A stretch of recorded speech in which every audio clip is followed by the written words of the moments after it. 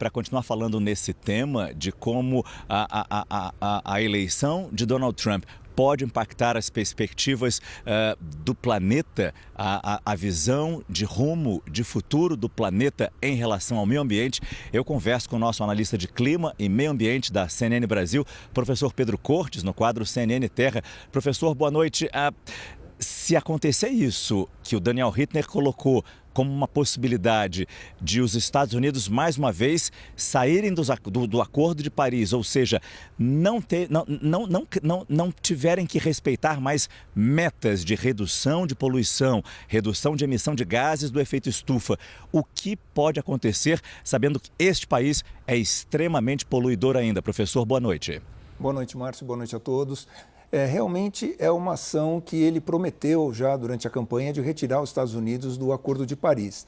Mas também nós podemos esperar que o contrário aconteça, ou seja, que ele venha a manter os Estados Unidos no Acordo de Paris, exatamente porque ele tem um interesse e uma filiação muito grande, uma participação muito grande das empresas de petróleo e gás, inclusive participaram mais ativamente, financiando parte da campanha, e ele sempre defende a indústria de combustíveis fósseis. Então, estrategicamente pensando, ele pode manter os Estados Unidos no Acordo de Paris de tal forma a participar mais ativamente na negociação de metas climáticas, de meta de redução de emissões, algo que a indústria de petróleo e gás já vem buscando fazer. Ano passado a COP foi hospedada num grande produtor de petróleo, esse ano novamente a COP volta para um grande produtor de petróleo, porque existe efetivamente essa aproximação do setor de petróleo e gás dos grandes fóruns onde as metas climáticas elas são discutidas,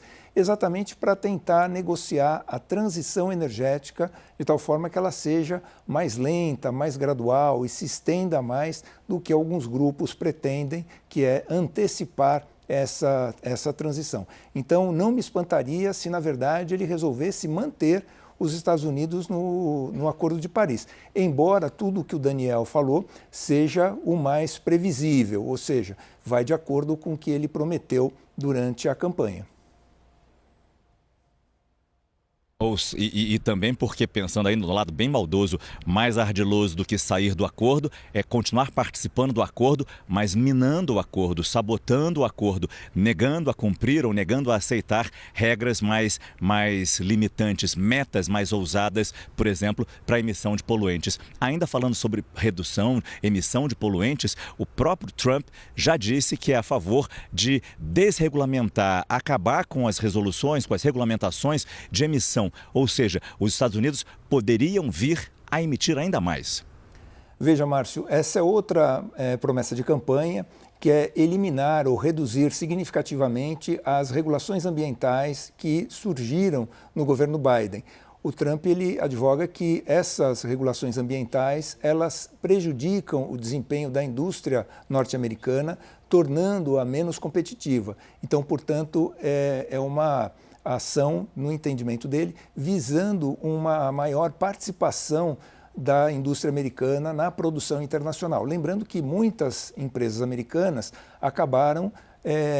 elas acabam desenvolvendo o projeto internamente, mas mandam a produção para a China. Isso é algo que ele tenta combater e reverter esse fluxo.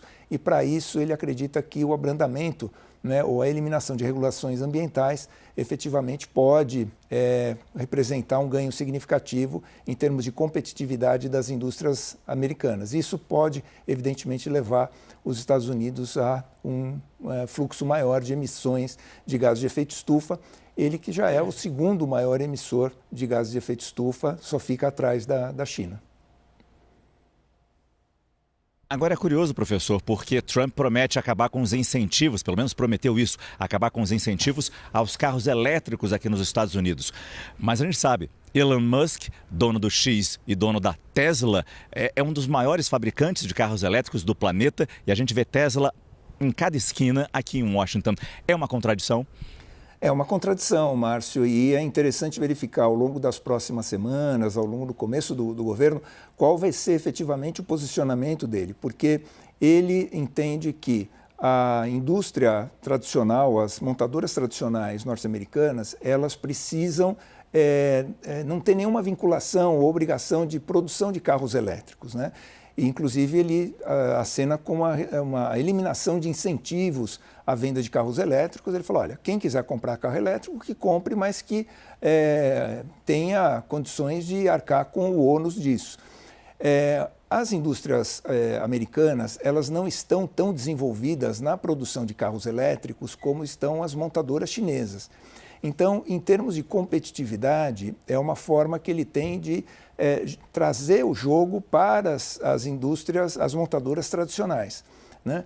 E já sinalizou também com uma sobretaxa grande, né, aos produtos chineses, que isso vai eliminar a competitividade dos carros elétricos chineses no território americano. Agora, ele conta como um grande apoiador, né, inclusive participou no financiamento da campanha, o Elon Musk, que é dono da Tesla, que é a principal referência em termos de veículos elétricos, né, no mundo e principalmente nos Estados Unidos.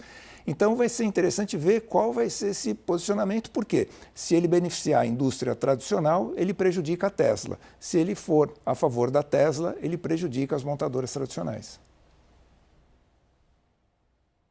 Muito obrigado, Pedro Cortes, analista de clima e meio ambiente da CNN Brasil.